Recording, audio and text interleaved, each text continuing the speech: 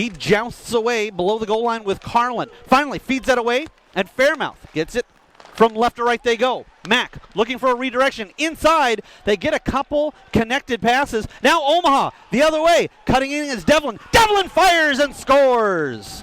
After all of that, the Buccaneers definitely had the better play over the last 60, 90 seconds, but Omaha survives a mad scramble.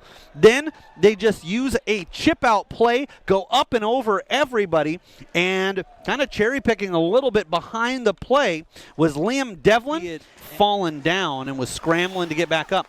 Omaha, seems like ever since the goal was scored, they've really picked up the pace of play. Laferriere comes in, fires and scores! Off the inside goalpost, it kisses off the iron, and the Buccaneers get back to even. It's one apiece. We saw a goal like this a couple of games ago here at Wells Fargo Arena. This one wasn't quite as much of a one-man show, but it's Laferriere taking it from defensive zone to the neutral zone to the offensive zone, and he can lull you to sleep sometimes. Comes in, makes a couple of moves, and then from the right circle, Riley looks squared. He basically at that point is saying, if you can hit that absolute edge. Banking a pass ahead, lost in the skates of Driscoll for a moment. He spins and reacts. Chopped down by Tanner Latch. Latch showing his worth. And a snapshot and a goal as the Lancers. I think this one was deflected as it came in. It didn't look like Dubinsky beat the netminder clearly, or cleanly, I should say. But Dubinsky does get the goal. Is to Mitchell. Mitchell, long pass ahead. Chipped in by Davey. Backed up by Mitchell. And with 11:35 to play in the second, a penalty taken there. Save made by the netminder as the whistle finally sounds. Fowler upended somebody below the goal line. I don't think that's ever going to be called, especially with the team already short. This is in play still. Handoff, now going inside. Langford comes up with a bad save. That side wing, and Laferriere has it poked away from him. Off the glass, knocked down out of mid-air. And now Davey feeds it out front. Mercury cuts in and scores! Paul Davey sets up that play below the goal line, and a great play as he just gets to the puck and he knows where his line mate's going to be. Feeds it to him in between his legs, and what patience shown by Lucas Mercury. He cuts in and he waits. The goaltender moves.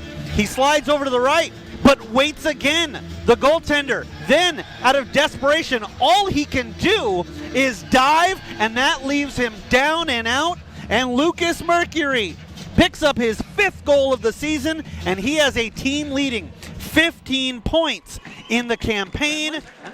Banks a pass over to Driscoll. Driscoll steps up, keeps it alive. To the goal line it goes, and that's poked at by Renland. Salici gets involved.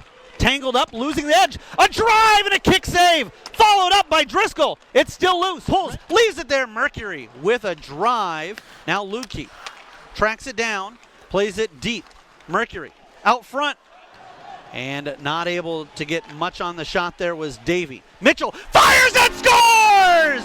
Through a ton of traffic, Trevor Mitchell lets one go. It's his first point in the USHL. And Mitchell puts the Bucs on top for the first time, 3-2. Good things happen to those who get pucks to the net, and you can't even blame the netminder Grant Riley in the slightest. He had to try to find that puck at neutral ice, turned over. Buccaneers looking to turn it up the line. Wolf banks one ahead, and Shouty on the backhand. Gets that ahead to Laferriere. He's got Chupani in with him. Feeds it over. Chupani fires and scores! Great play coming up the left wing side, right in front of the benches. Laferriere opens up his body, and that really gives him options. He can shoot. He can pass. He elects to find number 9, Matt Chupani, cutting across the slot And the netminder has to try to slide over in time and can't get there. Chupani roofs it up and over the glove. And with 14 minutes and 39 seconds left to go in regulation, the Bucs on top. 4-2 the score. With forcing Omaha to keep it in their own zone. Stolen right at the line, as that was Shouty, who just picked his man's pocket clean.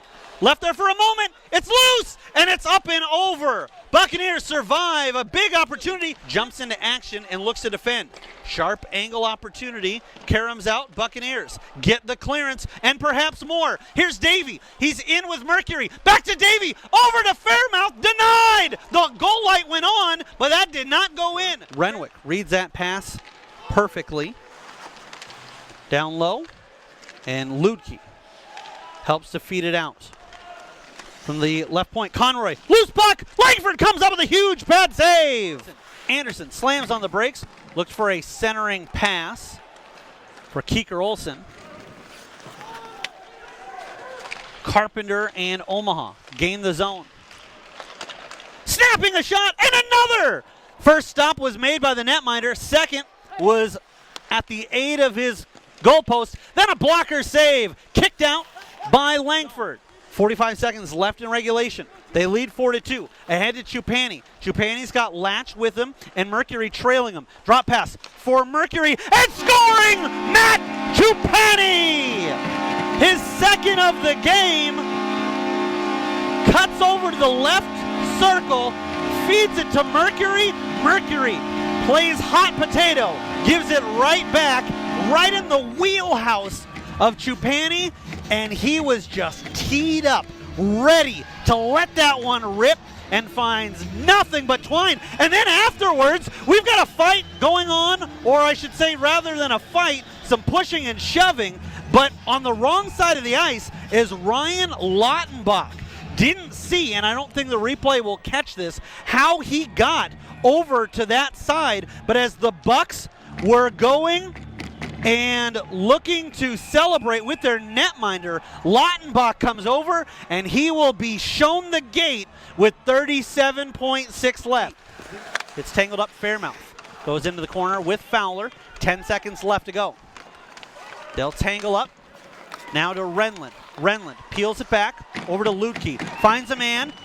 Firing a shot is Fowler. Fairmouth tries to bang home the rebound. The final horn sounds.